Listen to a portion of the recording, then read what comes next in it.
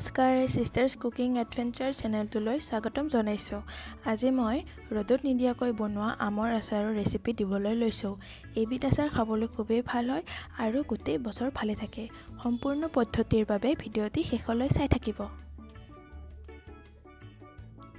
আচাৰ বনাবৰ বাবে মই 2 কেজি আম লৈ লৈছোঁ। এই আমখিনি পানীত 3বাৰমান ভালকৈ ধুই লৈছোঁ। ধুওঁতে পানীখিনিত 3 চামুচমান নিমখ দি লৈছোঁ। নিমখ দিলে ভালকৈ চাফা হয়, লগতে আমৰ ঠাৰিৰ পৰা ওলোৱা আঠা হাতত নালাগে। ধোৱাৰ মাজতে ছুৰীৰ সহায়ত আমৰ লাগি থকা ক'লা দাগসমূহ এনেদৰে ৰুকি আঁতৰাই লৈছোঁ। যিমানখিনি পাৰি আঁতৰাই লৈছোঁ আৰু থাকি গ'লেও কোনো অসুবিধা নহয়।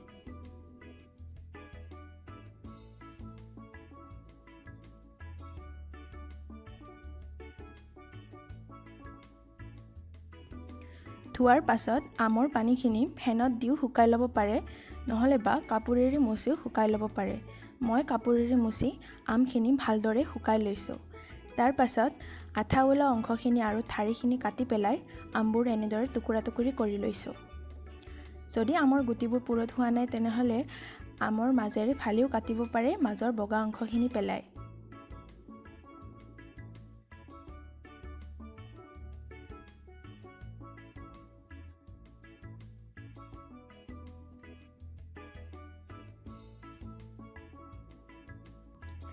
আমৰ টুকুৰাবোৰ আপোনালোকে নিজৰ পচন্দৰ আকাৰত কাটি ল'ব পাৰে। আমৰ টুকুৰা যেনেদৰে ভাল পায়, যদি দীঘল দীঘলকৈ ভাল পায় তেনেদৰে কাটিব পাৰে আৰু চাইজবোৰ ইয়াৰ সৰু ডাঙৰ কৰি ল'ব পাৰিব। মই গোটেইবোৰ আম এনেদৰে টুকুৰা টুকুৰিকৈ কাটি লৈছোঁ। তাৰ পাছত আমি এই গোটেই আমখিনিত নিমখ মিহলি কৰিম। মই এবাটি নিমখ লৈ লৈছোঁ, প্ৰায় 20 চামুচমান নিমখ হ'ব। এইখিনি নিমখ আমি আমখিনিত ভালকৈ মিহলি কৰি ল'ম। এই আমখিনি নিমখত মিহলাই 3 দিনৰ বাবে আমি ৰাখি থ'ম। এনেদৰে নিমখত দি বনোৱা আচাৰত অন্য একো প্ৰিজাৰ্ভেটিভ নিদিয়াকৈয়ে বহুত দিনলৈ ভালে থাকে আৰু বনোৱাৰ পাছৰে পৰা খাব পৰা হয়। মই ভালদৰে নিমখখিনি আমৰ লগত মিহলি কৰি লৈছোঁ। আমখিনি ভৰাই ৰাখিবলৈ মই কাঁচৰ বৈয়াম লৈ লৈছোঁ। আপোনালোকে প্লাষ্টিকৰ বৈয়ামো ল'ব পাৰে, কিন্তু অন্য ধাতুৰ পাত্ৰ ব্যৱহাৰ নকৰিব। বেছিকৈ নিমখ দিয়া বাবে আচাৰখিনি নিমখীয়া হ'ব বুলি চিন্তা কৰিব নালাগে। আমখিনি ভালকৈ সিজিবলৈ আৰু বহুত দিনলৈ ভালে থাকিবলৈ বেছি নিমখত প্ৰিজাৰ্ভ কৰাটো প্ৰয়োজনীয়। বৰ্তমান বৈয়ামটো একেবাৰে ভৰ্তি হৈ গৈছে যদিও এদিনৰ পাছতে দেখিব আমবোৰ কোমল হৈ পৰিছে আৰু আমৰ পৰিমাণো কমি গৈছে, আৰু লগতে যিবোৰ এক্সেছ নিমখ থাকিব সেইখিনিও পানী হৈ ওলাই যাব। গোটেইখিনি আম ভৰাই উঠি ঢাকনিখন লগাই কম পোহৰ পৰা ঠাইত 3 দিনৰ বাবে থৈ দিলোঁ। এদিনৰ পাছতে আমৰ পৰিমাণ বহুখিনি কমি গৈছে, কাৰণ আমবোৰ সিজি কোমল হ'বলৈ লৈছে। আৰু 3 দিনৰ পাছত আমবোৰ খুব ভালকৈ সিজি গৈছে আৰু কোমল হৈ পৰিছে। 3 দিনৰ পাছত আমৰ পৰা ওলোৱা পানীখিনি এনেদৰে চেকি লৈছোঁ। আমৰ সেউজীয়া বাকলিবোৰ সিজাৰ পাছত এনেদৰে ধুনীয়া হালধীয়া হৈ পৰিছে। বতৰ বেছি বেয়া হ'লে 4-5 দিনলৈ নিমখ পানীতে ভিজাই ৰাখিবলগীয়া হ'ব পাৰে। আমৰ পৰা বহুখিনি পানী ওলাইছিল, তাৰ পৰা মই আধা গিলাচ পানী ৰাখি দিছোঁ। এইখিনি আকৌ আমি আচাৰত ব্যৱহাৰ কৰিম। এইকেইদিন বতৰ একেবাৰে বেয়া, কিন্তু এইবিধ আচাৰ আমি ৰ'দত নিদিয়াকৈ বনাব পাৰোঁ। তাৰ বাবে মই বহল কেৰাহী এটা গেছত গৰম কৰি লৈ গোটেইখিনি আম দি ভালকৈ লৰাই 10 মিনিটমানৰ বাবে এনেদৰে শুকান কেৰাহীতে ভাজিলোঁ। আমখিনি গোটেই একেবাৰে বহু বেছি শুকাই পেলাব নালাগে, কেৱল অলপ অলপ শুকান হ'লেই হৈ যায়। 10 মিনিটমানৰ পাছত মই বহলকৈ এনেদৰে উলিয়াই ফেনৰ তলত অলপমান ঠাণ্ডা হ'বলৈ থৈ দিলোঁ। আচাৰত দিয়া মছলাৰ বাবে মই জিৰা 5 চামুচ ৰোষ্ট কৰি লৈছোঁ। আৰু চফো জিৰাৰ সমানেই 5 চামুচ ৰোষ্ট কৰি লৈছোঁ। মই মছলাসমূহ গোটেই বেলেগ বেলেগকৈ ৰোষ্ট কৰোঁ, কাৰণ সকলোবোৰ মছলাৰে ৰোষ্ট হোৱাৰ সময় বেলেগ বেলেগ। একেলগে ৰোষ্ট কৰিলে কিছুমান বেছিকৈ জ্বলি যাব পাৰে আৰু কিছুমান ভালকৈ ৰোষ্ট নোহোৱাকৈ থাকি যাব পাৰে। আৰু এয়া মই ক'লা আৰু বগা সৰিয়হ সৰু বাতিৰে এবাতি ৰোষ্ট কৰি লৈছোঁ।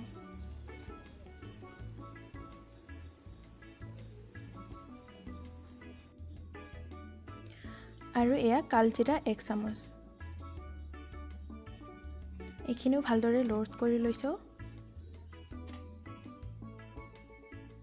তাৰ পাছত এয়া মই শুকান জলকীয়াও চিলি ফ্লেক্স বনাবৰ বাবে ৰোষ্ট কৰি লৈছোঁ।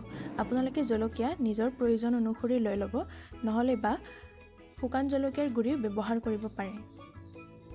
গোটা মছলাবোৰ ভালদৰে ৰোষ্ট কৰি ল'লে মছলাৰ ভিতৰৰ এচেঞ্চিয়েল অইলবোৰ ওলাই বহুতেই বেছি ফ্লেভাৰফুল হৈ পৰে আৰু বহুত ধুনীয়া গোন্ধও ওলায়। ৰোষ্ট কৰাৰ পাছত মই গোটেই মছলাখিনি এনেধৰণৰ খুন্দনাত খুন্দি লৈছোঁ, কাৰণ মছলাবোৰ বহুত বেছি মিহি হোৱাৰ প্ৰয়োজন নাই আচাৰত দিয়াৰ বাবে, সেইবাবে মই এনেকুৱা খুন্দনাতে খুন্দি লৈছোঁ। আপোনালোকে অন্যান্য মছলা যেনে মেথি, ধনিয়া গুড়ি আদি ব্যৱহাৰ কৰিব পাৰে। মই কেৱল এইকেইবিধ মছলাই ব্যৱহাৰ কৰিছোঁ।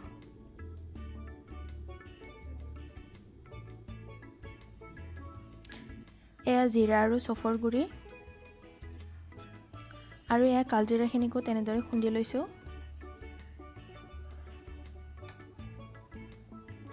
এইখিনি সৰিয়হৰ গুড়ি আৰু এয়া চিলি ফ্লেক্সখিনি। গোটেই মছলাখিনি মই চামুচেৰে ভালকৈ মিহলি কৰি লৈছোঁ। তাৰপাছত এয়া ফেনত শুকুৱাই লোৱা আমখিনিত এই গোটেই মিহলি কৰি লোৱা মছলাখিনি দি ভালকৈ আকৌ আমৰ লগত মিহলি কৰিছোঁ। আমৰ লগত মছলাখিনি ভালকৈ মিহলি হৈ যোৱাৰ পাছত যিখিনি আমৰ পৰা ওলোৱা পানী ৰাখিছিলোঁ সেইখিনি মই ইয়াত দি দিছোঁ। এই পানীখিনি দিয়াৰ বাবে মই এই আচাৰটিত খুব কম তেল ব্যৱহাৰ কৰিছোঁ। আৰু যদি আপুনি আমৰ টেঙা মিঠা আচাৰ খাই ভাল পায়, তেনেহ'লে এইখিনি পানীতে অলপ গুড় গলাই লৈ এই আচাৰখিনিত দি দিব পাৰে। এয়া চাওক, খুব ধুনীয়াকৈ আচাৰৰ লগত মছলাখিনি মিহলি হৈ গৈছে।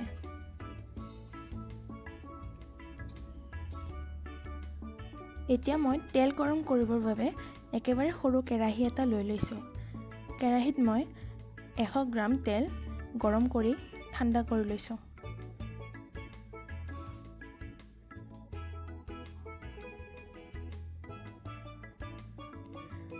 তেল ভালদৰে গৰম হৈ অলপ ঠাণ্ডা কৰাৰ পাছত মই মিহলি কৰি লোৱা মছলা আৰু আচাৰখিনিত গোটেই তেলখিনি দি দিছোঁ।